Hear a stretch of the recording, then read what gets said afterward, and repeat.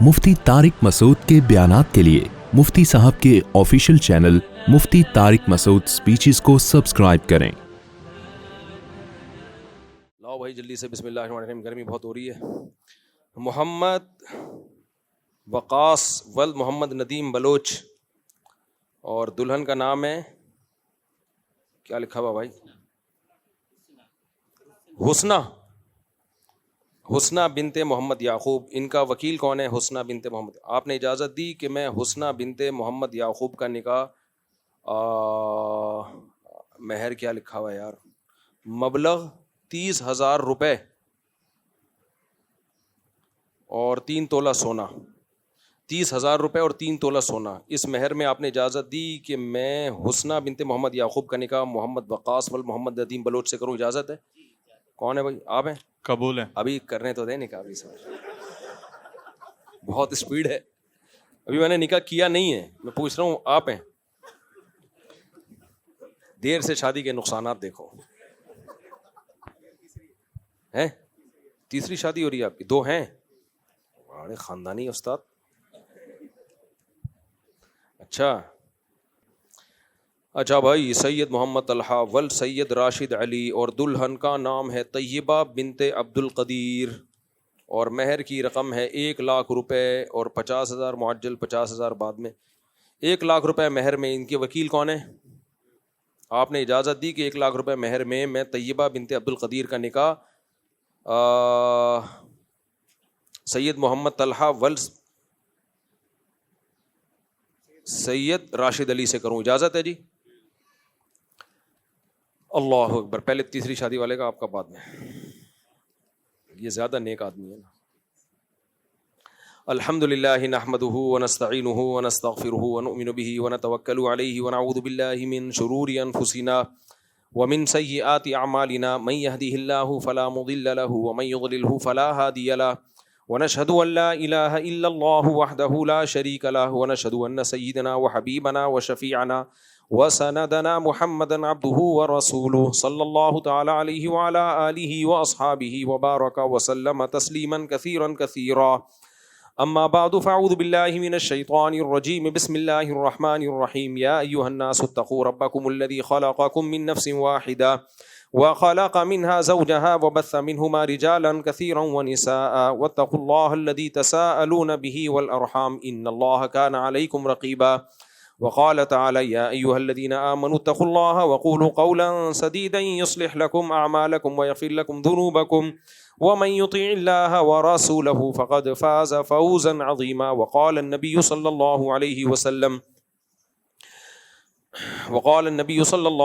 وسلم النكاح من سنتي، وقال فمن رغب عن سنتي فليس مني، وقال النبي صلى الله عليه وسلم تزوجوا الودود الولود فإني مباهي بكم الأمم، وقال النبي صلى الله عليه وسلم تزوجوا ولا تكونوا كرهبان النصارى۔ جناب سید محمد طلحہ و سید راشد علی، میں نے 1,00,000 روپے مہر میں آپ کا نکاح طیبہ بنت عبد القدیر سے کیا، آپ نے اس نکاح کو قبول کیا؟ جی قبول کیا۔ جزاک اللہ، جزاک اللہ، آپ کو تیسری دفعہ شادی مبارک ہو۔ جناب محمد وقاص ول محمد ندیم بلوچ، میں نے 30,000 روپے مہر اور 3 تولہ سونا، اس مہر میں آپ کا نکاح حسنہ بنت محمد یعقوب سے کیا، آپ نے اس نکاح کو قبول کیا؟ جی قبول ہے۔ ماشاءاللہ، اللہ تعالیٰ مبارک کرے جی، دونوں نکاحوں میں اللہ برکت دے۔ الحمدللہ رب العالمین والعاقبۃ للمتقین والصلاۃ والسلام علی رسولہ الکریم وعلی آلہ وصحبہ اجمعین۔ اللہ ان دونوں نکاحوں کو اپنے دربار میں قبول فرما، ان نکاحوں میں اللہ دونوں جوڑوں کو اللہ تا دم حیات اس نکاح کی برکتیں نصیب فرما، تا دم حیات محبت کے ساتھ، الفت کے ساتھ اے اللہ زندگی گزارنے کی توفیق نصیب فرما۔ اس نکاح کو اے اللہ ان دونوں جوڑوں کے خاندانوں میں جوڑ کا ذریعہ بنا، خاندانوں میں الفت اور محبت کا ذریعہ بنا، برکتوں کا ذریعہ بنا، ہر طرح کے شر سے اور آفات سے اللہ ان کو محفوظ فرما، جس کی جو جائز مراد ہو اللہ اس کی مراد کو پورا فرما۔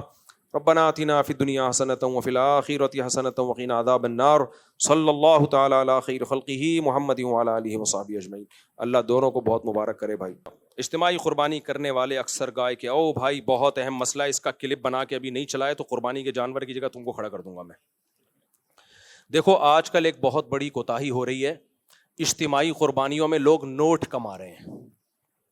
اجتماعی قربانی میں آپ نوٹ نہیں کما سکتے, یہ بزنس کا جائز طریقہ نہیں ہے. جو جائز طریقہ ہے بزنس کا وہ بھی میں آپ کو بتا دوں. اگر نوٹ کمانے ہیں تو کیسے کرو. پھر ہو یہ رہا ہے, مسجد والے, مدرسے والے یا کوئی انڈیویجولی یا کوئی ادارہ کیا کرتا ہے, وہ کہتا ہے بھائی ہمارے ہاں اجتماعی قربانی ہو رہی ہے, سب لوگ حصہ لیں. ایک حصہ فار ایگزامپل 15,000 روپے کا ہے. اب سب سے 15,000 روپے لے لیے, لاکھوں کروڑوں روپے جمع ہو گئے, جانور لے کر آئے, گوشت ڈیوائڈ کیا, اب بچ گئے جی 10 لاکھ روپے. وہ 10 لاکھ پی گئے. یا وہ مدرسے کا پروفٹ سمجھ لیا کہ یہ مدرسے کا کیا ہے, پروفٹ ہے, تو یہ جائز نہیں ہے. وہ 10 لاکھ روپے آپ کو سب میں کو ڈیوائڈ کرنے پڑیں گے, واپس کرنے پڑیں گے. وہ مدرسے کا پروفٹ, کیونکہ اگر آپ مدرسے کا وکیل بن کے اجتماعی قربانی کر رہے ہیں تو مدرسہ پروفٹ اگر رکھ رہا ہے تو اس کا مطلب مدرسہ بزنس کر رہا ہے. تو قانونی ادارہ بھی ایک شخص واحد شخص کی طرح ہوتا ہے, جس کو شخص قانونی کہتے ہیں. سمجھ رہے ہیں کہ نہیں سمجھ رہے؟ ادارہ بھی کیا ہوتا ہے, ایک فرد کی طرح بزنس کرے گا. اس کے بھی بزنس کے جائز ہونے کے احکام وہی ہیں جو ایک فرد واحد کے ہیں. کوئی ادارہ سودی لین دین نہیں کر سکتا. مثال کے طور پر آپ نے کسی مدرسے کو 1 کروڑ روپے, مدرسے سے 1 کروڑ روپے قرضہ لیا اور کہا کہ میں ہر سال 1 لاکھ روپے مدرسے کو اس پہ پروفٹ دوں گا, تو دوں گا مدرسے کو, لیکن یہ پروفٹ مدرسے کے لیے جائز نہیں ہے کیونکہ مدرسے سے سودی قرضہ لیا جا رہا ہے. تو ایسے ہی مدرسے کے ساتھ جب بزنس ہوگا تو بزنس کے احکام وہی ہیں جو جمشید کے ساتھ بزنس کے احکام ہیں. وہ کیا ہے وہ میں ابھی آ کے آپ کو بتاتا ہوں. سمجھ رہے کہ نہیں سمجھ رہے؟ تو اب کرنا یہ ہے کہ جب کسی مدرسے یا مسجد کی طرف سے اجتماعی قربانی ہو رہی ہے تو آپ نے یہ کرنا ہے کہ بھائی جتنے ایک حصہ ہم اتنے کا لے کر آئیں گے, جو پیسے بچ جائیں گے ہم آپ کو واپس کرنے کے پابند ہیں, اور اگر آپ اجازت دیں تو ہم مدرسے کے ڈبے میں ڈال دیں. یہ رسید پہ پہلے لکھوا لیں آپ. پھر اب جب وہ پیسے بچیں گے, اگر کوئی شخص کہتا ہے میں نے اجازت دی تھی آپ کو کہ یہ مدرسے میں ڈال دیں لیکن میں وہ اجازت کینسل کر رہا ہوں, مجھے پیسے واپس دو, تو آپ کو دینے پڑیں گے, کیونکہ اس ایگریمنٹ کی کوئی شرعی حیثیت ہے نہیں. یہ بس ایک اخلاقی پابندی ہوگی کہ بھائی میں نے کہا تھا جو پیسے بچ جائیں تو مدرسے میں ڈال دینا, اس وقت میرا موڈ یہی تھا, لیکن پیسے تو چونکہ میرے ہیں تو واپس دے دو مجھے, تو آپ کو واپس دینے پڑیں گے. عام طور پہ دیکھا یہ جا رہا ہے کہ مسجد والے, مدرسے والے جو اس طرح کی قربانی کرتے ہیں وہ واپسی کا آپشن نہیں رکھتے, اور اگر رکھتے بھی, اگر وہ کہہ بھی دیتے ہیں کہ جو پیسہ بچے گا ہم مدرسے میں فنڈ کے طور پہ دے دیں گے, تو پھر یہ نہیں بتاتے کہ یہ لازمی شرط نہیں ہے. لازمی شرط لگا نہیں سکتے نا. یہ جس کا پیسہ ہے جب تک وہ آپ کو عین وقت پہ جب اس کا حق آئے گا تو اس وقت اگر وہ اجازت دیتا ہے تو ٹھیک ہے, نہیں دیتا تو اس کو حق ہے. دیکھو میں آپ سے کہتا ہوں کہ کل میں آپ کو صدقہ دوں گا 50 روپے, آپ سے وعدہ کر لیتا ہوں. کل آپ آئے کہ آپ نے کہا تھا 50 روپے دو, میں کہہ رہا ہوں یار میرا موڈ نہیں ہے, تو آپ زبردستی لے سکتے ہو؟ بھائی ایک وعدہ کیا تھا, ابھی میرا موڈ نہیں ہے. ہم یہ تو کہیں گے یار اب اخلاق کا تقاضا یہ کہ دے دو, لیکن کوئی شرعی پابندی اس پہ ہے نہیں. آپ کے پیسے بھائی میری ضرورت پڑ گئی ہے مجھے, اب اس وقت میں نے کہا تھا میرے پاس تھے, اب میرے پاس ہے نہیں. ہاں آنے جانے کا جو آپ کی ٹینشن ہوئی کرایہ میں دے دیتا ہوں, میرے وعدے کی بیس پہ آپ آئے تو نقصان نہیں ہونے دوں گا میں آپ کو. تو ایسے ہی خوب سمجھ لو کہ جب اجتماعی قربانی کی ہے تو اس پہ جو اضافی پروفٹ ہے آپ نے رسید پہ پہلے لکھوا لیا, لوگوں کو بتا دیا کہ جو پیسہ بچے گا ہم مدرسے کے ڈبے میں ڈال دیں گے. تو ٹھیک ہے, اچھا کام کیا آپ نے. لیکن جب یہ پیسہ بچے گا تو لوگوں میں سے ہر ایک کو یہ حق حاصل ہے کہ وہ یہ پیسہ واپس لے لے. وہ کہیں ہم نے کہا تھا کہ آپ مدرسے میں دے دیے گا, لیکن اب ہمارا ارادہ بدل گیا, پیسے ہمارے ہیں تو آپ ہمیں واپس کر دیں. یہ لازمی شرط نہیں ہے. تو رسید میں اب اجتماعی قربانی میں آپ نے کیا لکھوانا ہے, بھائی ایک حصہ اتنے کا ہے, جو پیسے بچیں گے وہ کسی انڈیویجول کسی فرد کے ہرگز نہیں ہوں گے, وہ تو ویسے ہی حرام ہے, ناجائز ہے. بلکہ جو پیسے بچیں گے ہم مدرسے کو دیں گے, لیکن اگر آپ واپس لینا چاہیں تو آپ کے پاس یہ رائٹ ہے, آپ فلاں تاریخ کو ہمارا پورا حساب ہوگا, عید کے تیسرے یا چوتھے دن آ کے وہ رقم لے جائیں, تو رسید پہ آپ کو اس طرح سے چھپوانا پڑے گا, تب یہ کام حلال ہوگا, ادروائز یہ جائز نہیں ہے. سمجھ میں آ رہی ہے بات؟ اب آپ اگر اس کو پروفٹ کے طور پہ رکھنا چاہتے ہو کہ میں اجتماعی قربانی کروں اور نوٹ بھی چھاپوں, تو پھر آپ نے کیا کرنا ہے, پھر آپ نے یہ کرنا ہے. اچھا یہ ناجائز کیوں ہے, یہ جو پہلا طریقے میں بزنس ناجائز کیوں ہے؟ ناجائز اس لیے ہے کہ آپ جب اجتماعی قربانی کرتے ہو تو آپ لوگوں کے نمائندے ہوتے ہو ان کے لیے جانور خریدنے کے لیے. وکیل موکل سے کمیشن تو لے سکتا ہے بتا کے. دیکھو وکیل کی 2 قسمیں ہوتی ہیں. اب یہ تھوڑا پیچیدہ مسئلہ ہو جائے گا نا, عوام کو سمجھانا تھوڑا سا. وکیل کیا کر سکتا ہے, آپ نے مجھے کہا مفتی صاحب میرے لیے گائے خریدو, میں گائے خریدی آپ کے لیے, راستے میں پہنا دی کسی کو میں نے مہنگے داموں کر کے, کیا میں پروفٹ رکھ سکتا ہوں؟ وہ نہیں رکھ سکتا. بھائی آپ نے تو دوسرے کے رزق پہ خریدی ہے. اگر یہ گائے مر جاتی تو آپ کس سے پیسے لیتے؟ اس سے لیتے. یار تمہاری گائے تھی, اس کو چھین کے بھاگ گیا, میں تو تمہارے لیے لینے گیا تھا. تو اس پہ کوئی پروفٹ نہیں رکھ سکتے آپ. جو ایکسپینسز آئے ہیں وہ لے سکتے ہو, جو جتنا خرچہ آیا ہے. پروفٹ اگر آپ نے لینا ہے تو پھر شریعت کا اصول کیا ہے؟ شریعت کا اصول یہ ہے کہ آپ جب تک کوئی چیز خرید کے اپنی ملکیت اور اپنے قبضے میں نہیں لے لیتے, اس وقت تک اس کو بیچ کے اس پہ پروفٹ نہیں کما سکتے آپ. سمجھ رہے ہو کہ نہیں سمجھ رہے؟ میں نے بھی اجتماعی قربانی کا بزنس کیا ہے, لیکن بزنس بتا کے, اور اس طریقے سے جیسے میں ابھی آپ کو بتا رہا ہوں اس طرح سے آپ کریں, کوئی ہمیں اعتراض نہیں. آپ کیا کہیں گے, بھائی یہ مدرسہ بزنس کر رہا ہے, یہ مسجد کا بزنس ہے, یہ غفار بھائی کا ذاتی بزنس ہے. وہ بزنس مسجد کا بھی ہو سکتا ہے, مسجد کے لیے یعنی مدرسے کے لیے بھی ہو سکتا ہے, اور کوئی انڈیویجول کوئی فرد بھی بزنس کر سکتا ہے. اس کا طریقہ یہ ہوگا کہ آپ نے یہ نہیں کہنا کہ ہمارے یہاں اجتماعی قربانی ہو رہی ہے, اتنے کا حصہ پڑ رہا ہے. آپ نے جانور خریدنا ہے, فیس بک پہ اس کی تصویر ڈالنی ہے, یوٹیوب پہ تصویر ڈالنی ہے, بھائی یہ جانور ہے, ایک حصہ ہم 15,000 کا فار ایگزامپل بیچ رہے ہیں. اس جانور کا مالک کون ہے؟ آپ ہو. اس دوران یہ جانور مر گیا, نقصان کس کا ہے؟ آپ کا. یہ میرا جانور ہے, میں چاہوں جانور بیچ دوں جتنے کا, چاہوں تو حصہ بیچ دوں جتنے کا. تو یہ میرا جانور ہے, میں نے کتنے کا خریدا یہ آپ کا ہیڈک نہیں ہے. جو لوگ خریدنا چاہتے ہیں 15,000 کا ایک حصہ ہے, خرید لیں. سمجھ رہے ہو کہ نہیں سمجھ رہے؟ تو وہ 15,000 کا جب خریدیں گے, دو دوسرے نے بھی 15,000, تو یہ 7 حصے آپ نے دوسروں کو بیچ دیے. گویا آپ کی پوری گائے بک گئی. اس پہ جو پروفٹ ہوا وہ کس کا ہے؟ بولو, آپ کا. اب اگر گائے ہلاک ہوتی ہے بکنے کے بعد تو نقصان ان کا ہے, اس سے پہلے ہلاک ہوتی ہے تو نقصان کس کا ہے؟ آپ کا. اس کنڈیشن میں لانا پڑے گا اس بزنس کو. یعنی آپ نے خریدنا ہے, خریدنے کے بعد اپنے قبضے میں لینا ہے. اب تک وہ گائے کس کی ہے؟ آپ کی ہے. اس کا سارا نقصان کا رسک کون لے رہا ہے؟ آپ لے رہے ہو. اب آپ پہنانا شروع کر دو. پہناتے ہی ہیں, بیچتا کون ہے؟ سمجھ میں آ رہی ہے بات کہ نہیں آ رہی؟ اور آسان طریقہ بتاتا ہوں.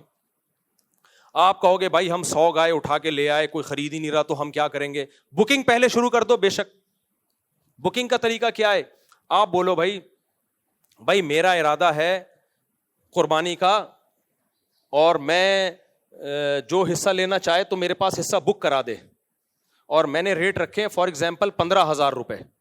تو جو لوگ اس میں دلچسپی لیتے ہیں پیسے دے دیں ایڈوانس میں, لیکن یہ صرف بکنگ ہوگی, یہ ڈن نہیں ہے ابھی سودا.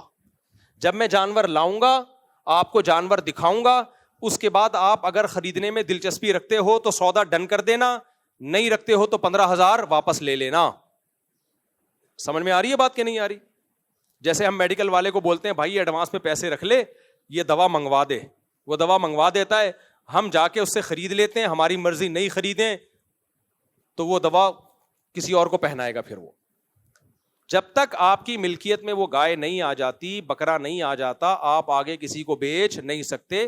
بکنگ کر سکتے ہیں, بکنگ اس سینس میں بھائی جو دلچسپی رکھتے ہیں وہ حصہ بک کر لیں اپنا, 15 پورے دے دیں یا 1,000 روپے دے دیں, جس سے ہم سمجھیں کہ یہ واقعی انٹرسٹڈ ہیں اس میں, تو وہ دے دیں گے. تو یہ سودا نہیں ہوگا, یہ امانت ہے. ان لوگوں کی رقمیں آپ کے پاس کیا ہیں؟ امانت ہیں. آپ کے پاس امانت کے طور پہ رکھی ہوئی ہے. آپ نے اپنے پیسوں سے جا کے یا انہی پیسوں سے جا کے, آپ نے وہ پیسے تو کوئی بھی لگیں تو اس میں کوئی فرق نہیں ہے, لیکن ان کو آپ نے واپس کرنے پڑیں گے. وہ آپ نے جا کے جانور خریدا, پھر ہر جانور آپ کو دکھا کے, کیونکہ دیکھے بغیر اگلا خرید بھی نہیں سکتا شریعت میں. قبضے میں لے لیا, آپ اس کو بولیں بھائی یہ جانور ہے, یہ گائے ہے, یہ فیس بک پہ تصویر یا واٹس ایپ پہ تصویر بھیج دی, بھائی یہ میرے پاس کھڑا ہوا ہے جانور, اب آپ بتاؤ خریدنے میں دلچسپی رکھتے ہو؟ وہ کہے نہیں بھائی یہ پتلی گائے ہے, موٹی گائے ہے, مجھے نہیں چاہیے, یا مجھے کوئی اور سے حصہ مل گیا ہے, تو اب آپ کو وہ واپس کرنا پڑے گا, کیونکہ سودا ڈن ہوا نہیں تھا. اب اگر آپ کہتے ہو یہ تو میرا نقصان ہے, میں اب یہ گائے کس کو پہناؤں, تو کوئی بات نہیں, کاروبار میں فائدہ بھی ہوتا ہے اور بولو نقصان بھی ہوتا ہے. میں نے یہ کام 8-10 سال کیا ہے, لیکن بتا کے کیا کہ بزنس کر رہا ہوں, فی سبیل اللہ نہیں کر رہا. اس میں لڑکوں کو کہا ہوا تھا کہ کوئی بھی جانور جب آتا ہے لوگوں کو آپ نے دکھانا ہے, دکھانے کے بعد ان کو پورا رائٹ دینا ہے, لوگوں سے کہنا ہے یہ آپ کی گائے ہے, اس میں ایک حصہ 15,000 کا آپ نے پیسے ایڈوانس دے دیے, لیکن یہ حصہ 15,000 کا ہے, ہم بیچ رہے ہیں, لینا ہے لو, اگر نہیں لینا تو پورے 15 ہم آپ کو واپس کرنے کے لیے تیار ہے, اور لینے کے بعد یہ حصہ آپ کا ہوگا. کیا مطلب, گائے اگر مر گئی تو ایک حصہ ہے تو 7واں حصے کا نقصان آپ کا ہوگا, ہمارا نہیں ہوگا, کیونکہ بکنے کے بعد اب اس کا رسک کون اٹھائے گا, آپ اٹھاؤ گے, جو خریدے گا وہ اب اس کے نفع نقصان کا ضامن ہے. سمجھ رہے یا نہیں سمجھ رہے؟ تو کتنے میرے جھگڑے ہوتے تھے, میں جانور لایا تو 40 جان 100 گائے لایا, 4-5 8-10 سال میں نے یہ بزنس خود کیا ہے, خود منڈیوں میں گیا بھی ہوں جانور لینے کے لیے. اس میں اتنی ٹینشن ہوتی تھی جب میں جانور لے کے آتا تھا. اب جو ملازمین رکھے ہوئے ان کو میں نے کہا بھائی یہ گائے جو ہے غفار بھائی کا حصہ ہے, اس کو غفار بھائی کو آپ نے بتا دیا؟ وہ کہہ رہے نہیں بتایا نہیں. وہ کہہ رہے بھائی ہم نے تو پہلے اجازت دی ہوئی تھی. تو پھر میری لڑائی ہوتی تھی کہ میں جو منہ سے پھوٹ رہا ہوں اس کو آپ تصویر بھیجو, اس کو بولو بھائی یہ آپ کی گائے ہے, اس پہ آپ کا قبضہ ضروری ہے, ابھی تو یہ میرے قبضے میں ہے. تو آپ دیکھو گے, ٹھیک ہے, قبضے کا مطلب یہ نہیں کہ آ کے وہ جیب میں ڈالے گائے کو, قبضے کا مطلب بھائی یہ گائے ہے, ہم تخلیہ کا مطلب ابھی آپ کی ہے, میری نہیں ہے. اب یہ یہاں کھونٹے سے بندھی ہوئی ہے, صرف کھونٹا میرا ہے, گائے کس کی ہے؟ یہ رسی بھی ہم نے آپ کو گفٹ کر دی ہے, گائے آپ کی ہے. اب اس کے نفع نقصان کا کون ضامن ہے؟ آپ ہو. ہر گائے کے ہر حصے میں یہ ٹینشن اٹھاتا تھا میں. تو لڑکے بیزار ہو جاتے تھے, یار ان کو دلچسپی نہیں. میں نے کہا بھائی کسی کو دلچسپی ہو یا نہ ہو, شرعی طور پر اس کو حلال کرنے کے لیے یہ ضروری ہے کہ آپ اس کو گائے دکھائیں, اس کے بعد بولیں. وہ نہیں دیکھ رہا, اس کا کوئی نمائندہ دیکھے, اور نمائندے آپ خود نہیں ہو سکتے کہ میں آپ ہی کا نمائندہ بن کے قبضہ کر رہا ہوں. جو بیچنے والا ہے وہ خریدار کا نمائندہ نہیں بن سکتا. بھائی آپ کسی اور کو نمائندہ بنا لو, وہ آپ کی طرف سے گائے دیکھ لے اور ڈن کر دے. آپ امریکہ میں ہو, آپ نہیں آ سکتے. تو یہ بزنس اگر کرنا ہے تو پھر بزنس کا موڈ, پورا جو ایک بزنس کا ایک اسٹرکچر ہے وہ اختیار کرنا پڑے گا. تو آج ہو یہ رہا ہے کہ کام بزنس کا ہو رہا ہے, لیبل اجتماعی قربانی کا لگ رہا ہے. تو میں نے تو 8-10 سال کیا, اس کے بعد مجھے اندازہ ہو گیا کہ یہ بہت بڑی ٹینشن ہے, لوگوں کو سمجھانا بہت مشکل ہے, ملازمین کو سمجھانا بہت مشکل ہے.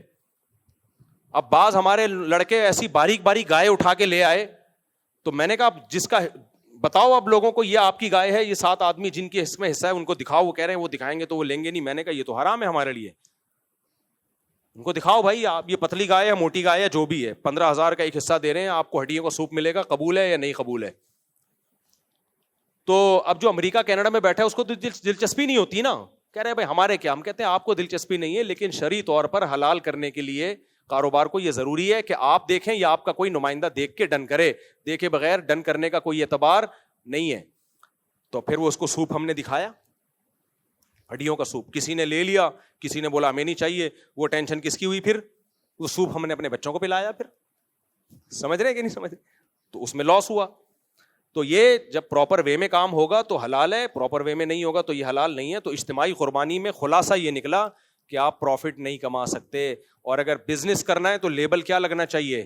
بزنس. اس میں کسی قسم کا لوگوں کو دھوکا بولو نہ ہو. ایک مسجد کی انتظامیہ کچھ دن پہلے میرے پاس آئی اور کہنے لگی مفتی صاحب ہم جو ہے وہ اجتماعی قربانی کرتے ہیں اور بزنس بھی کریں گے, اس میں پروفٹ بھی رکھیں گے. میں نے کہا پروفٹ تو انویسٹمنٹ کے بغیر ہو نہیں سکتا, آپ کا اپنا کتنا پیسہ لگ رہا ہے اس میں؟ کہنا ہمارا پیسہ تو نہیں لگ رہا اس میں. تو کہنے لگے, میں نے کہا پھر تو بزنس, پھر تو پروفٹ حلال نہیں ہے. جب آپ کی انویسٹمنٹ ہی نہیں ہے, رسک ہی نہیں لے رہے آپ, تو آپ کا کے لیے نفع کہاں سے حلال ہو گیا؟ کہہ رہے ہم جو اتنی محنت کریں گے اور اتنی اسٹرگل کریں گے اور وہ بھی تو اس میں ہمارا پروفٹ بنتا ہے. میں نے کہا محنت پہ اجرت بنتی ہے, پروفٹ نہیں بنتا. اور اجرت بھی جب جائز ہے جب بتا کے ہو, بغیر بتائے اجرت بھی جائز نہیں ہے. مثال کے طور پر کوئی انٹی یہاں سے گزر رہی ہیں سامان لے کے, آپ نے انٹی کی مدد کی, سامان اٹھا کے ان کے گھر تک پہنچایا. پہلے زمانے میں لوگ کرتے تھے, کوئی ایجڈ خواتین ہیں تو نوجوان لوگوں کو خدمت کا جذبہ تھا, بھائی انٹی ہم پہنچا دیتے ہیں آپ کے گھر سامان. اب آپ نے گھر میں سامان پہنچایا, آپ نے کہا 500 روپے دے دیں انٹی. وہ کہیں گے بھائی 500 روپے, کہنے مزدوری کے پیسے نہیں ہوتے کیا؟ ہوتے ہیں, لیکن پھر مزدور پہلے ایگریمنٹ کرتا ہے, پروفٹ تو پھر بھی نہیں ہے.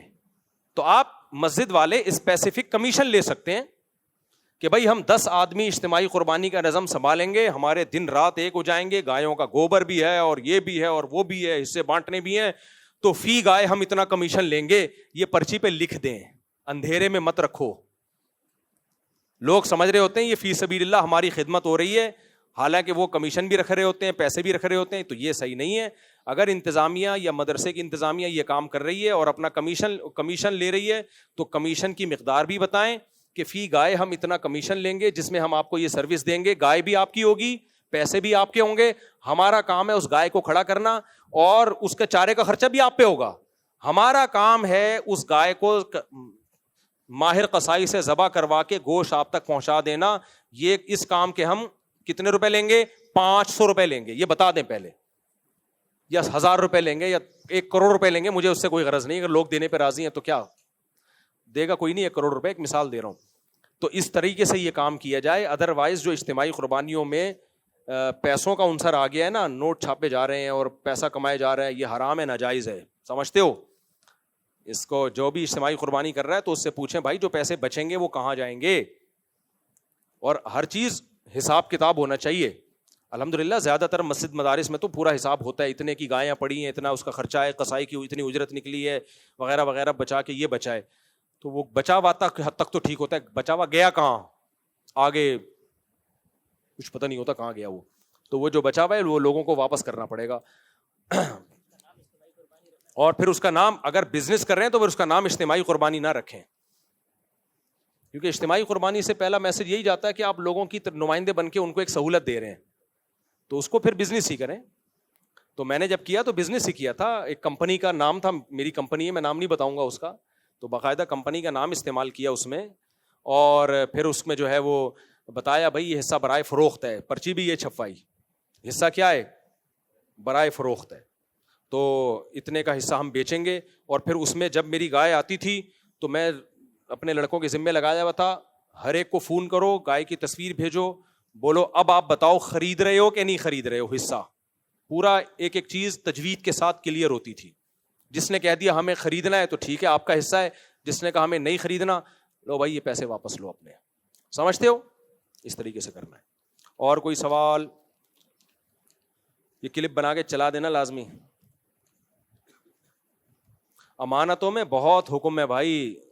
دیکھو نبی صلی اللہ علیہ وسلم کے پاس ایک سیکنڈ میرے بھائی، ایک صحابی آئے، مسلمان ہوئے،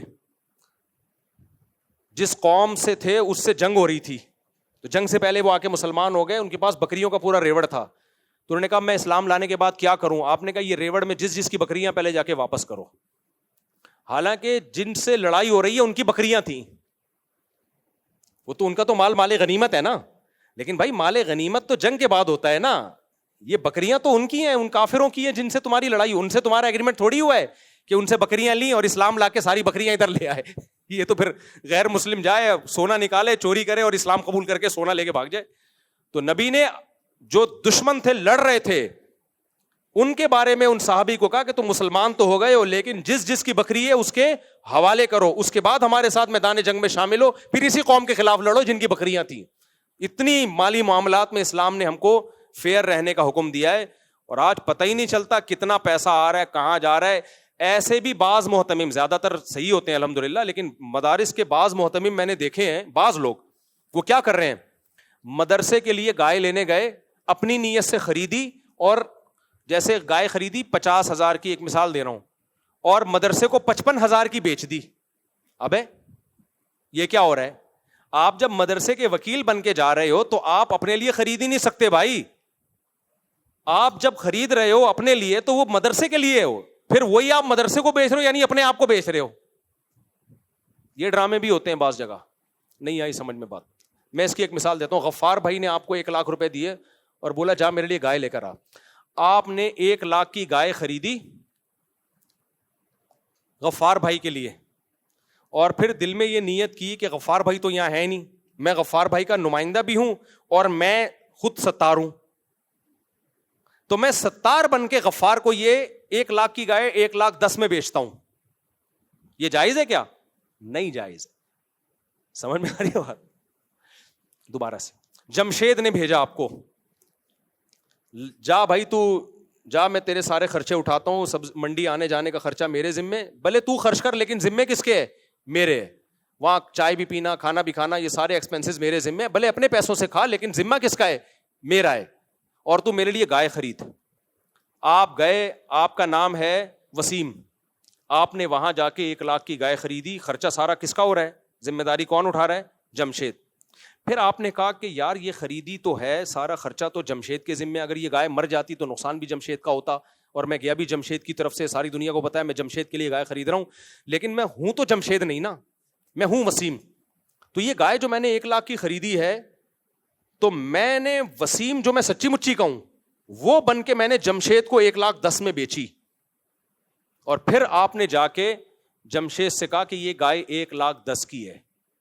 جمشید کہہ رہا ہے کیسے 1,10,000 کی ہے؟ بولو چھوڑو, میں نے جس سے خریدی ہے وہ اس نے 1,10,000 کی بیچی ہے, اور میں نے خریدی کس سے ہے؟ اپنے آپ سے خریدی ہے. تو بعض مدرسوں میں یہ بھی میں نے دیکھا ہے, بعض میں, سب زیادہ تر مدرسے ٹھیک ہی ہوتے ہیں الحمدللہ, کہ وہ محتمم کمبخت کیا کر رہا ہے, پہلے 50 گائے خریدتا ہے اپنے لیے, پھر وہ گائے پروفٹ رکھ کے بیچتا ہے کس کو؟ مدرسے کو. حالانکہ وہ جو اپنے لیے خرید رہا ہوتا ہے تو اس کا رسک سارا مدرسے کے ذمہ ہوتا ہے, اس کا آنے جانے کا خرچہ اور وہ سب کچھ ایکسپینسز کس کے ذمہ ہوتے ہیں؟ مدرسے کے ذمہ ہوتے ہیں. تو یہ جائز نہیں ہے کہ آپ ایک ہی طرف سے وکیل بھی بن رہے ہو اور موکل بھی بن رہے ہو, یہ نہیں ہوتا. اس زمانے میں کوئی مالی معاملات میں ٹھیک ہو جائے نا, بس وہ جنت میں جائے گا, مذاق نہیں. بہت گڑبڑے ہیں پیسوں میں. ٹرسٹ لوگ کیا کرتے ہیں, آپ نے ایک ٹرسٹ بنا لیا بہترین قسم کا, غریبوں کو راشن بانٹوں گا, اور اپنی راشن کی دکان بھی کھول لی فوراً. اب آپ تھر میں 1 کروڑ کا راشن بانٹ رہے ہو, وہ سارا 1 کروڑ کا راشن کہاں سے جا رہا ہے؟ بولو, آپ کی دکان سے جا رہا ہے. ایک صاحب نے ایسا کیا, میں نے کہا میرے بھائی یہ 1 کروڑ کا راشن آپ ہی کی دکان سے جا رہا ہے, یہ تو آپ کا بزنس چمک رہا ہے. کہتے ہیں اس میں غریب کا نقصان کیا ہے, میں سستا دے رہا ہوں. بات معقول ہے بھائی, اگر آپ سستا دے رہے ہیں تو آپ سے لیں, بے شک پھر آپ کا فائدہ ہو جائے تو کوئی غلط بات نہیں ہے. میں نے کہا آپ کہاں سے لے رہے ہو؟ جتنا سستا آپ ٹرسٹ کو بیچ رہے ہو اس سے زیادہ سستا آپ کہیں سے اٹھا رہے ہو, تو آپ اپنے ٹرسٹ کا مال ڈائریکٹ وہاں سے کیوں نہیں اٹھا لیتے؟ نہیں آئی میرا خیال ہے بھائی, آپ اپنے ٹرسٹ کا مال ڈائریکٹ وہاں سے اٹھاؤ جہاں سے آپ اپنے جنرل اسٹور کا مال اٹھا رہے ہو, اپنے گودام کا مال اٹھا رہے ہو. پھر آپ کے لیے حلال ہے. یہ پوری دنیا میں اتنا سستا کہیں اویلیبل ہی نہیں ہے, آپ کی دکان میں سب سے سستا, پھر آپ اٹھا لو بھائی, کوئی بات نہیں. غریب کو بھی فائدہ ہے سستے میں, ٹرسٹ کو بھی فائدہ ہے, آپ کو بھی فائدہ ہے. لیکن ہو ایسا نہیں رہا ہوتا, ہول سیلر کوئی اور ہے. تو آپ اتنا مال جب کروڑوں کا اٹھا رہے ہو تو اس ہول سیلر سے اٹھاؤ نا جو سب سے کم ریٹ لگائے. تو سب سے کم تو وہ لگا رہے جس سے آپ لے رہے ہو. کہتے ہیں اس تک ہماری رسائی نہیں ہے, تو تم نے مال وہاں سے کیسے اٹھا لیا اگر تمہاری رسائی نہیں ہے اس تک؟ یہ 2 نمبریاں ٹرسٹوں میں ہو رہی ہیں. نہیں آئی میرا خیال ہے بات. بالکل ایسے جیسے اسکول کا یونیفارم خریدو تو کہاں سے ملے گا؟ اسکول سے ہی ملے گا. ایسا یونیفارم ہے آج تک کوئی ٹیلر مارکیٹ میں ایسا پیدا ہوا ہی نہیں ہے کہ وہ یونیفارم کسی کا باپ بھی بنا سکے. یہ سب غلط طریقے ہیں پیسہ کمانے کے, یہ دھندے چل رہے ہیں. اللہ بچائے یار, انسان کا بچہ بننا, خدا کی قسم ہمارے حضرت فرماتے تھے سب کچھ ملے گا مارکیٹ میں, انسان نہیں ملے گا. انسان کا ملنا بہت مشکل ہے. اور یہ حضرت نے پتہ ہے کب کہا تھا؟ جب حضرت چاہتے تھے اپنا نائب کسی کو بناؤں. میرے شیخ مفتی رشید احمد صاحب پہ بہت ان پہ اشکالات ہو سکتے ہیں, ان کی رائے سے اختلاف ہو سکتے, ان کے تقوی پر آج تک کسی نے انگلی نہیں اٹھائی. بہت پرہیزگار تھے, بہت پرہیزگار تھے. جنہوں نے ان کے ساتھ وقت گزارا ان کو پتا ہے کیسے اللہ والے تھے. وہ کہتے تھے میں کس کو اپنا نائب بناؤں کہ میرے بعد میری گدی وہ سنبھالے. 8-10 سال انہوں نے کوشش کی. فرمایا ایسا میں نے آزمایا نا, لیکن انسان نظر نہیں آتا, جو ان کا ایک معیار تھا. پھر بنایا حضرت مفتی عبد الرحیم صاحب کو. مفتی عبد الرحیم جو میرے شیخ ہیں, تبھی میں کہتا ہوں مفتی عبد الرحیم صاحب پہ جب اعتراضات کیا کرو نا, تو جو دور ہے وہ تو اعتراض کرے گا ان کے اوپر. کوئی بوٹ پالیشیا کہے گا, کوئی سرکاری ملا کہے گا, کوئی کیا کہے گا, کوئی کیا کہے گا. میں نے بھائی 30 سال گزارے ہیں ان کے ساتھ, میں آپ کے ان باتوں سے متاثر نہیں ہوں گا. پاکستان میں جو بھی مخلص ہوگا, جذبات سے ہٹ کر بات کرے گا, گراؤنڈ ریئلٹی کو سامنے رکھ کے بات کرے گا, لوگ اس کو ایجنٹ ہی کہیں گے. اور جو جذباتی باتیں کرے گا, الٹی باتیں کرے گا, لوگ اس کو مانیں گے یہ ہے کیا مخلص، یہ مخلص ہے. اور پھر ظلم یہ کہ لوگوں نے مفتی تقی صاحب اور مفتی عبدالرحیم صاحب کو 2 الگ الگ پارٹیاں بنا کے پیش کیا ہے، یہ بھی ظلم ہے. حضرت مفتی تقی صاحب سے آج بھی حضرت مفتی عبدالرحیم صاحب کی ملاقاتیں ہوتی ہیں. کسی کی رائے کا اختلاف کسی چیز میں اگر ہو جائے تو یہ تھوڑی کہ 2 الگ ٹریک ہیں. لوگ تصویریں بنا رہے ہوتے ہیں، بتاؤ تم ان کا ساتھ دو گے ان کا ساتھ. بھائی دونوں ہمارے بزرگ ہیں، دونوں ہمارے بڑے ہیں. کسی چیز میں اگر رائے کا اختلاف ہو جائے کہ ہم یہ سمجھتے ہیں کہ ایک الگ وفاق ہونا چاہیے، وہ سمجھتے ہیں نہیں ہونا چاہیے، تو یہ اختلافات تو ہمیشہ سے رہے امت میں. پاکستان بننے میں نہیں علماء دیوبند کا اختلاف تھا. حسین احمد مدنی کہتے تھے نہیں بننا چاہیے، مولانا شرف علی تھانوی کہتے تھے بنانا فرض ہے. تو کیا 2 الگ الگ راہیں تھیں؟ بھائی رائے کا اختلاف تھا، لیکن دونوں کیا ہیں؟ ہمارے بڑے ہیں. تو رائے کا اختلاف ایک الگ چیز ہوتی ہے کسی کی پالیسیوں پہ، لیکن یہ کہہ دینا کہ یہ فلاں کے ایجنٹ ہیں، یہ سرکاری پٹھو ہیں، یہ فوج کے وہ ہیں، یہ بہت غلط بات ہے. یہ آپ متاثر ہو گئے ان نعروں سے، ہم نہیں ہوتے متاثر. مفتی رشید احمد صاحب کہتے ہیں میں نے اتنا کسی کو آزمایا نہیں ہے جتنا مفتی عبدالرحیم کو میں نے آزمایا ہے.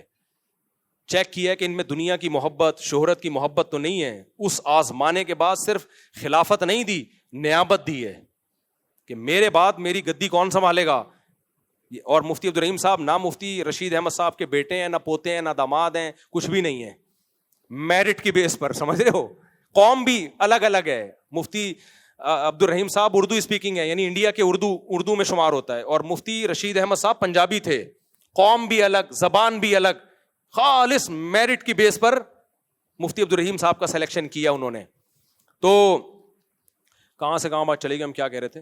تو انسان کا تلاش کرنا بہت مشکل، معاملات میں کلیئر ہو اور ہر چیز میں کلیئر ہو. تو ایسے لوگ مارکیٹ میں کیا چل رہے ہیں؟ شارٹ چل رہے ہیں. تو اللہ ہمیں ان 60 لوگوں میں شامل کر لے. کیا ہول سیل سے جو چیز چل رہی ہو، تو ٹرسٹ میں یہ گڑبڑیں ہو رہی ہیں آج کل. تھر میں خوراک بانٹی جا رہی ہے اور اپنے جنرل اسٹور سے بانٹی جا رہی ہے. کروڑ پتی بن گئے تھوڑے دنوں میں. جیسے وہ تھا نا پرانے وزیر اعظم، پرانے سے پرانے، اسٹیل مل جو وہ ہوا نا کہ یہاں روڈ بنیں گے اور پلوں میں اتنی لوہا لگے گا، اتنی اسٹیل لگے گی، تو ملک کے لیے بڑا اچھا کام ہو رہا ہے. لیکن وہ اسٹیل جا کس کی فیکٹریوں سے رہا ہے؟ آپ کی فیکٹریوں سے جا رہا ہے. وہ اوپن مارکیٹ سے نہیں ہے، وہ آپ کی دکان سے ہی جائے گا. یہ ایسا ہی ہے جیسے میں غریبوں کو روزہ افطار کرواؤں اور بولوں شربت کس کی دکان سے جائے گا؟ میری دکان سے. تو افطار کرانے میں تو فری میں نہیں پڑا، وہ اس افطار کی وجہ سے جو ہم نے کما لیا وہ اور اس کی جو پبلسٹی ہو گئی وہ الگ ہے. مارکیٹ میں کیا چل رہا ہے؟ یہ چل رہا ہے. تو آپ بزنس کرو، 100 دفعہ کرو، لیکن اس پہ اجتماعی قربانی کا لیبل نہ لگاؤ. بزنس جیسے میں نے جب بزنس کیا تھا نا قربانی کا، تو میں نے بتا کے بزنس ہے بھائی، یہ بزنس ہے، اس میں اتنے کا حصہ آپ کو کتنے کا بھی پڑا، ہم اتنے کا بیچیں گے، جو پروفٹ ہوگا ہمارا ہے. اچھا بھائی جلدی جلدی بات مکمل کر لوں. اگر کسی سے سونے کی چیز صدقے کا ارادہ کر لیا اور وہ چیز کسی صدقہ کرے تو صدقے کا ارادہ کرنے سے صدقہ واجب نہیں ہوتا میرے بھائی. جب تک جیسے وہ پہلے بھی ارادہ کر لیا نا کہ جو بچیں گے مدرسے میں ڈال دینا، تو اس ارادے یا وعدے سے واجب نہیں ہوتا، بعد میں دوبارہ سے پوچھنا پڑے گا. شادی کا ارادہ کرنے سے شادی تھوڑی ہو جاتی ہے. جب تک شادی کریں گے نہیں تو صدقہ جب تک پریکٹیکلی کریں گے نہیں اس وقت تک نہیں ہوگا. مفتی صاحب آپ سے گزارش ہے کہ آپ ہمارے ریسٹورینٹ میں تشریف لائیں. ہمارے ریسٹورینٹ کا نام اورنگی ٹاؤن فلانا فلانا. شجاع الدین شیخ صاحب تشریف لائیں گے. یار میں اکثر ہوٹلوں کی اوپننگ نہیں کرتا، دکانوں کی اوپننگ نہیں کرتا، کیونکہ میں کمرشلائز یوز نہیں ہوتا. میں اپنے نام کا منجن نہیں بیچتا. ہاں کوئی بہت ہی قریبی دوست ہو، بہت ہی کلوز ہو، تو پھر میں جا کے ربن شبن کاٹ دیتا ہوں.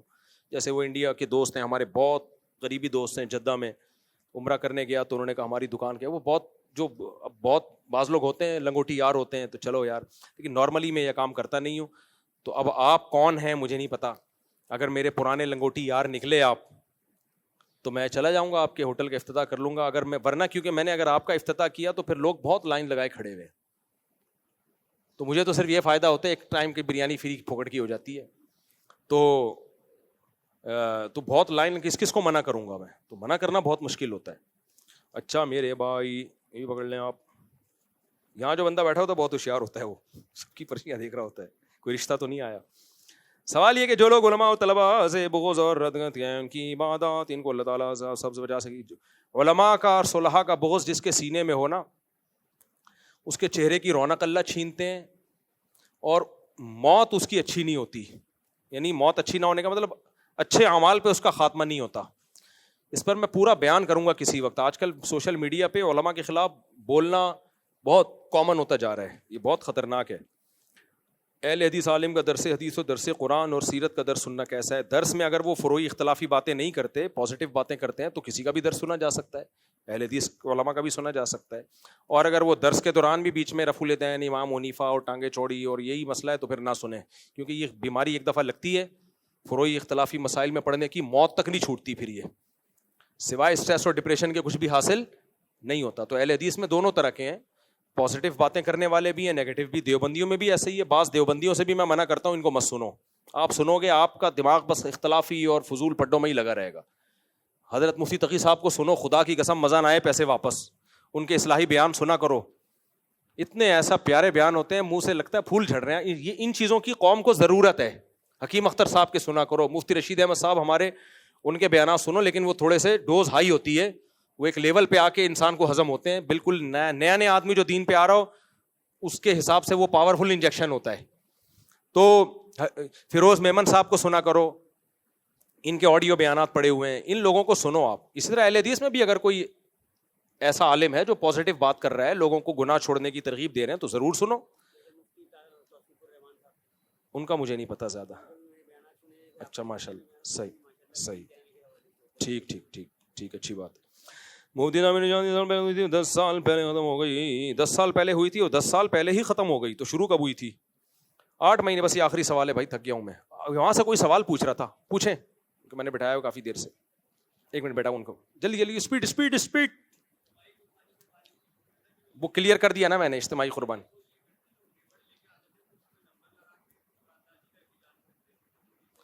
ہاں, اگر اجتماعی قربانی میں بزنس نہیں ہے, پروفٹ نہیں ہے, پھر ٹھیک ہے. بزنس کے اندر پھر ٹھیک ہے, نمبر لگا کے وہ قراندازی کر لیں, لیکن وہ حرف آخر نہیں ہوگی. پھر لوگوں کو بتائیں یہ بکرا یا یہ گائے ہم آپ کو بیچ رہے ہیں, قبول ہے یا نہیں ہے قبول. تو وہ وہی پروسیس سے گزرنا پڑے گا اگر بزنس ہے تو. بچہ کیا پوچھ رہا ہے, کہتے ہیں کیا بریلوی امام کے پیچھے نماز پڑھ سکتے ہیں بچے؟ تو سے ابھی سے اتنا چھوٹا سا بچہ ہے اور تو دیوبندی بریلوی میں پھنس گیا. ابے نہیں یار, کلیئر کرنا چاہتے ہیں. بات دیوبندی بریلوی اہل حدیث کی نہیں ہے.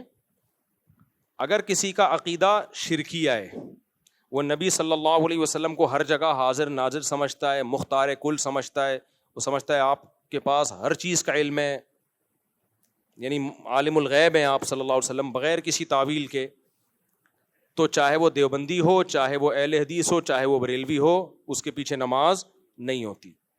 اور اگر شرکیہ عقیدہ نہیں ہے تو پھر چاہے دیوبندی ہو, بریلوی ہو, اہل حدیث ہو, سب کی نماز ایک دوسرے کے پیچھے ہو جاتی ہے. اب یہ فیصلہ آپ نے خود کرنا ہے کہ یہ شرکیہ ہے یا نہیں ہے. بریلویوں میں ہر طرح کے لوگ ہیں, معتدل بھی ہیں اور غالی بھی ہیں, جیسے دیوبندیوں میں بھی ہیں, اہل حدیث میں بھی ہیں, ہر قوم میں ہر طرح کے لوگ ہیں. تو ہونا یہ چاہیے کہ تینوں طبقے میں جو معتدل لوگ ہیں ان کو اپریشیٹ کرنا چاہیے. بھائی پھر آپ خود فیصلہ کرو, یہ مسجد کا امام متشدد ہے, معتدل ہے. میں نے تو ایک اصول اور ضابطہ بیان کر دیا, ٹھیک ہے نا.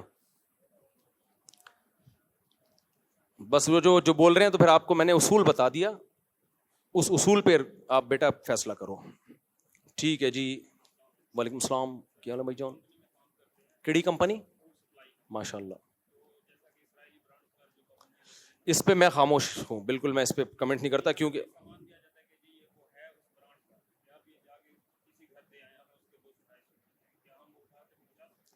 کاروبار کے ناجائز ہونے کا ابھی تک کسی نے فتویٰ نہیں دیا ہے.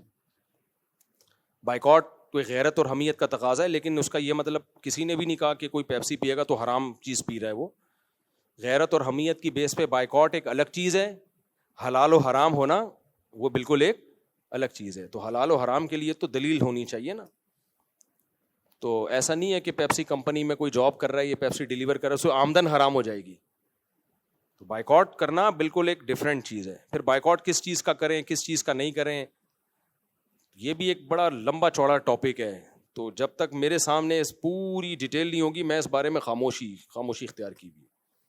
البتہ جو اجتماعی ٹاسک ہوتے ہیں نا قوم کے, اس میں خام خواہ ڈیڑھ کی الگ مسجد نہیں قائم کرنی چاہیے.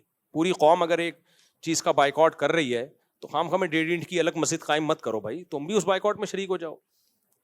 باقی فتویٰ اگر لینا چاہتے ہیں تو فتویٰ میں نہیں دوں گا, اس میں بہت سارے سوالات ہیں, کیونکہ پھر آئی فون بھی انہی کا ہے, گاڑیاں بھی انہی کی ہیں, ایک برگر میں اتنا نہیں ہوتا جتنا آپ ان کی لینڈ کروزر خرید کے لے آتے ہو. پھر آگے پھر فتوے میں تو بڑے پیچیدیاں ہیں بھائی, فتویٰ ہم نہیں دیتے کسی کے بارے میں. اخلاقی طور پر کوئی بائیکاٹ کر رہے, اس کی غیرت اور حمیت کا تقاضا ہے. قوم ایک کام کر رہی ہے تو آپ 1.5 اینٹ کی الگ مسجد قائم مت کریں, بس اتنی بات ہے. جی پوچھ لیں پہلے. ہاں تو وہ دیکھنے نہ آئے, کیونکہ آپ ان کے وکیل ہیں, آپ بیچ تھوڑی رہے ہیں. وہ ٹھیک ہے, کہہ رہے ہیں رشتے دار میری گائے میں حصہ ڈالتے ہیں, دیکھنے نہیں آتے, تو ٹھیک ہے نہ دیکھیں, آپ کا بزنس نہیں ہے نا. وہ بزنس جب ہوگا تو پھر گائے دکھا کے حصہ فروخت کرنا پڑے گا. یہ بزنس تھوڑی ہے, یہ تو رشتے دار کہتے ہیں گائے لے آؤ ایک حصہ میرا, تو ٹھیک ہے, اس میں کوئی پروفٹ تھوڑی ہے آپ کا.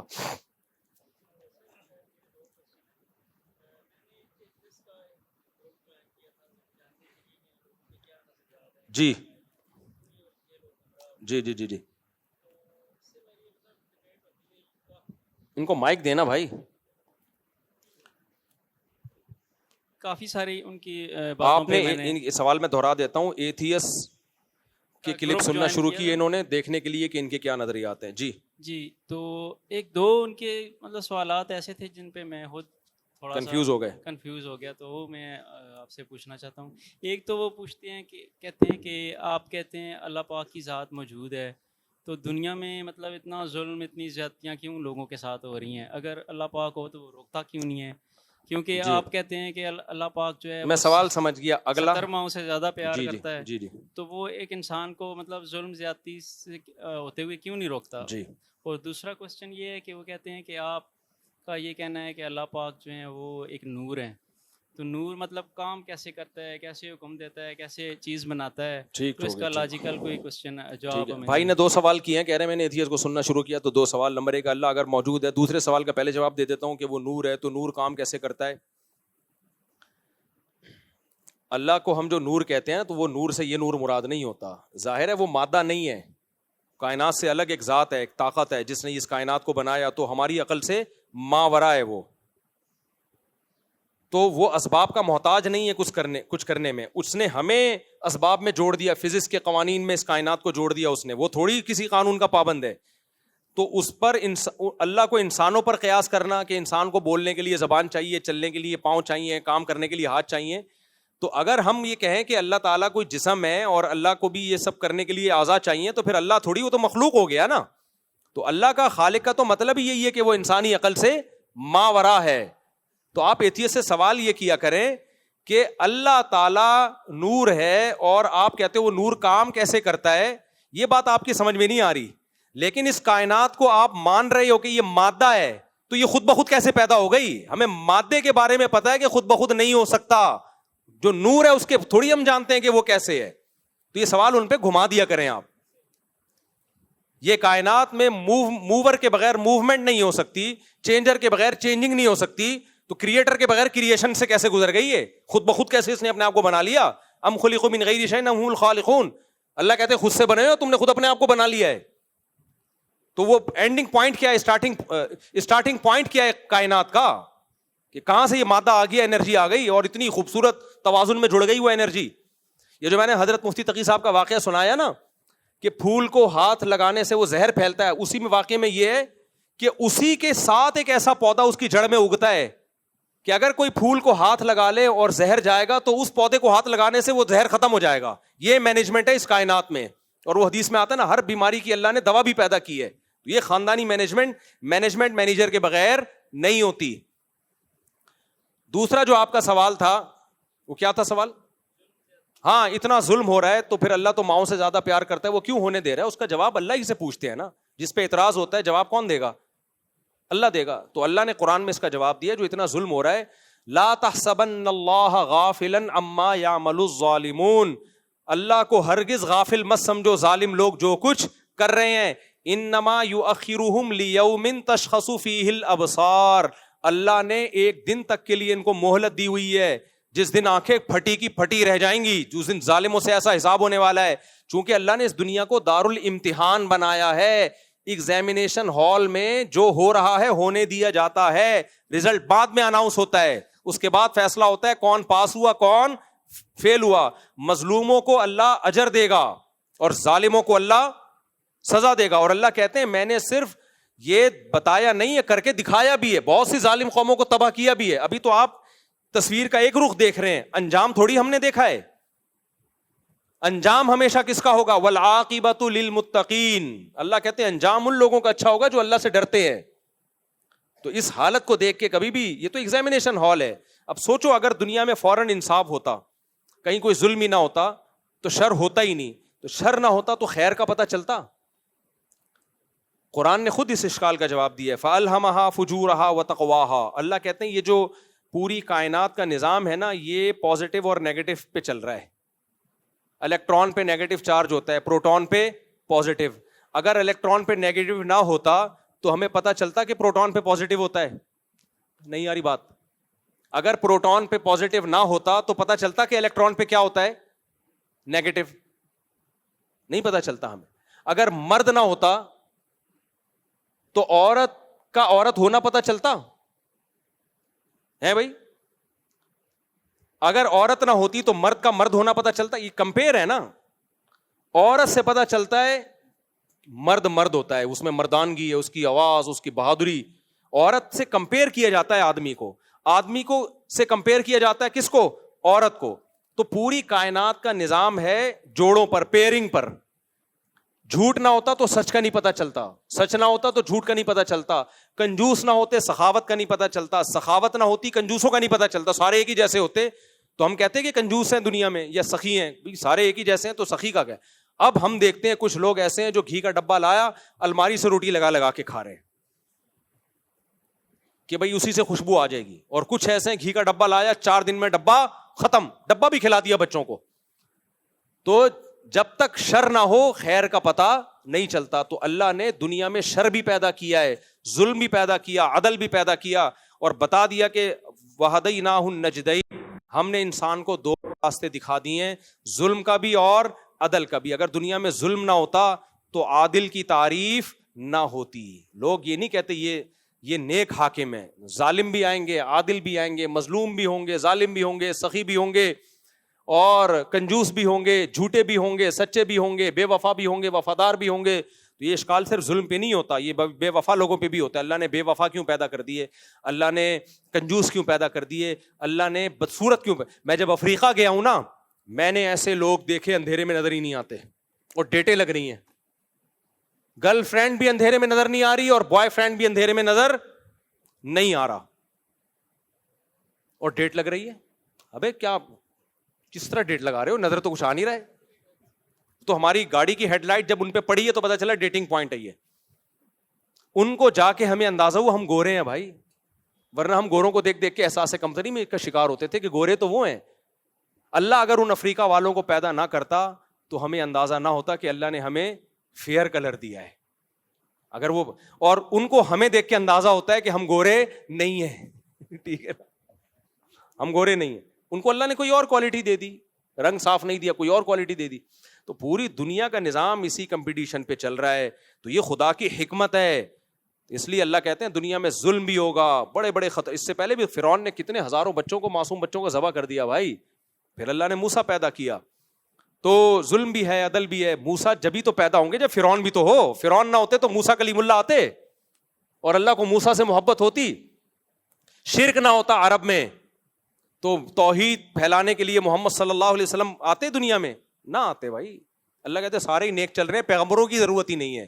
تو جہاں برے لوگ ہیں وہاں پیغمبر بھی ہیں, جہاں ظلم ہے وہاں عدل بھی ہے. تو یہ تو خدا کے ہونے کی دلیل ہے کہ اس کائنات کو اس نے حکمت سے چلایا ہے.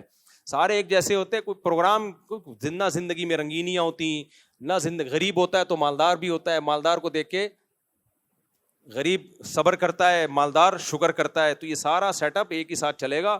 قیامت کے دن جا کے یہ تقسیم بالکل ڈفرینٹ ہو جائے گی. چلیں بھائی کافی ہو گیا, اللہ عمل کی توفیق دے.